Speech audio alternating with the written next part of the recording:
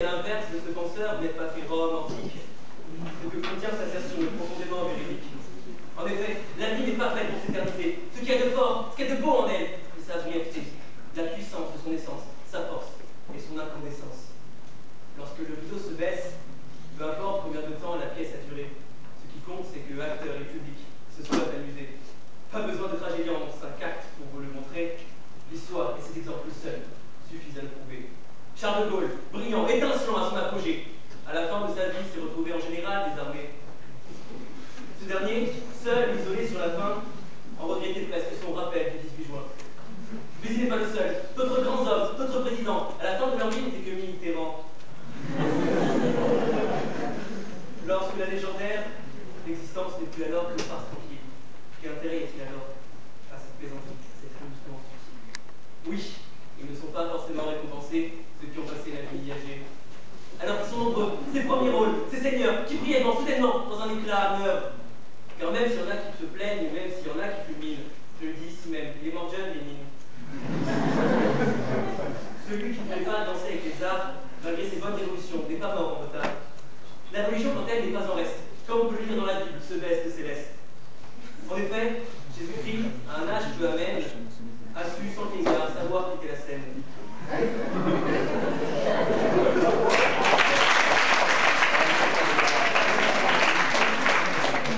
D'autres exemples parfaits attendent d'être utilisés, attendent d'être illustrés. Comme de bons acteurs qui savent s'en aller, les employés de France Télécom, savez-le, quand il fallait s'écraser.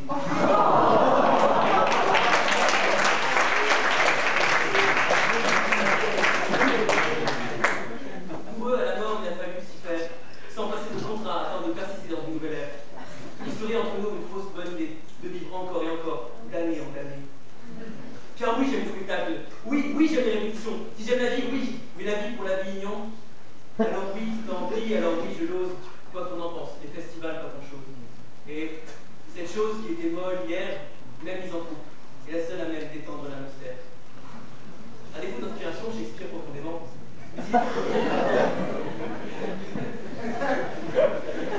Bravo!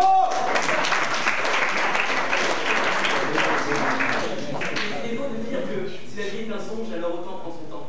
Prolonger ses jours, c'est peu à peu faire les couleurs du temps, faire les couleurs de la vie, même si là je souris, en gris sous les chasseurs nus. Oui, il est important, nécessaire, primordial, de savoir ménager sa sortie. Vous-même, n'êtes-vous pas un peu effrayé? N'avez-vous pas peur que, une fois la vieillesse passée, vous soyez au fond qu'un déambulateur? Voir, jour après jour, année après année, perdre un à un les siens, et que tout cela se réduit au fond qu'à ce que le chagrin. Mieux vaut vivre intensément que dépérir à petit feu, progressivement. Mais dans la phrase du philosophe romain, vous n'avez pas tout. En effet, je peux vous le dire, ce n'est que le début. Oui.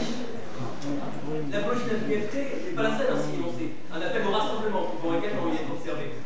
Qu'elle soit triste ou qu'elle soit drôle, dans la vie, chacun doit jouer son rôle. Oscar Wilde, en son temps, déjà regrettait que le monde est un théâtre, mais que la pièce est mal distribuée. Il est vrai, nous avons besoin de tout le monde pour jouer cette belle et grande pièce qui est la comédie humaine. Pour ouvrir le bal, Zach sans rancune, sans haine. À défaut de devenir monarque en ciel, de devenir monarque en cieux, nous avons besoin d'unité, qu'elle soit d'autant. Que cela soit des femmes de ménage, des personnages récurrents.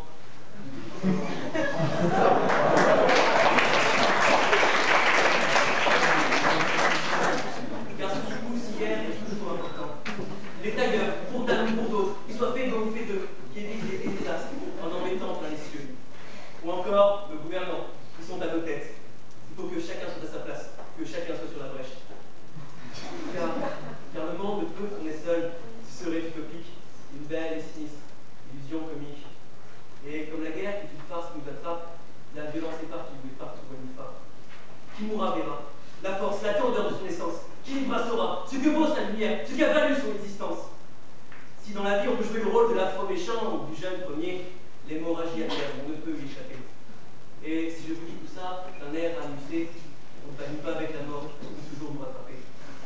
Ainsi, de vivre heureux, de vivre bien, peut-être que la patrie doit remporter ce gain.